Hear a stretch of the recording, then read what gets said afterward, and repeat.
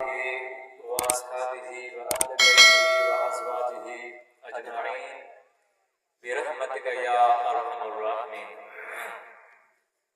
رب كريم جي हम के साथ शुरुआत थोड़ो तवज्जो मुंहिंजी भी तूं सदा ॿुध आसमान वारा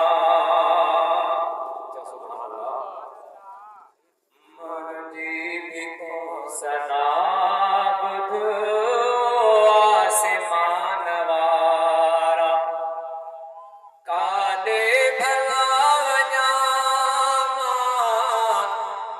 काॾे भला वञा मां सारे जहान वारा मुंहिंजी भी तूं सदा ॿुध आसमान वारा मुंहिंजी भी तूं सदा ॿुध आसमान वारा काॾे भला वञा मां काॾे भला वञा मां सारे जहान वारा मुंहिंजी भी तूं सदा ॿुध आसमान वारा तोखां सिवाय कोई नाहे रहियो सहारो विच सीर में कश्ती ऐं दूरिया किनारो तोखां सिवाय कोई नाहे रहियो सहारो विच सीर में कश्ती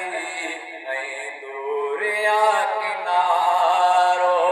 कर पार मुंहिंजा परवर कर पार मुंहिंजा परवर शायान शान वारा मुंहिंजी भी तूं सदा ॿुध आसमान वारा काॾे भला वञा मां काॾे भला वञा मां सारे जहान वारा मुंहिंजी भी तूं सदा ॿुध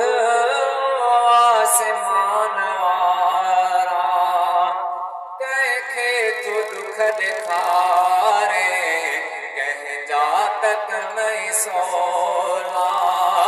मारे या तूं जियारे मरवी या तुंहिंजी मौला कंहिंखे तूं दुख ॾेखारे कंहिंजा तक नहीं सोला मारे या तूं जियारे मरवी या तुंहिंजी मौला तूं ई थोरा सजाणे तूं ई थोरा सजाणे सूदो ज़ियान वारा मुंहिंजी भी तूं सदा ॿुध आसमान वारा ही चंड ही सितारा दरमान तुंहिंजा हिने हर चीज़ ते खुदाया एहसान तुंहिंजा हिने ही चंड ही सितारा दरमान तुंहिंजा हिने हर चीज़ ते खुदाया एहसान तुंहिंजा हिने सजदा भरन थको ते सजदा भरन थको ते गुल गुलिस्तान वारा मुंहिंजी भी तूं सदा ॿुध आसमान वारा तूं कार साज़ कादिर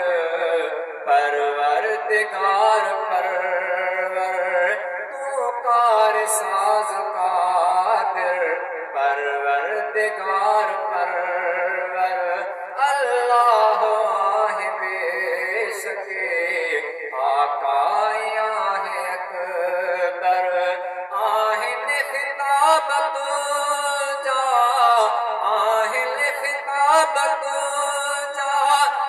अफ़ज़ल ईमान वारा मुंहिंजी बि तूं सदा ॿुध आसमान वारा मुंहिंजी बि तूं सदा ॿुध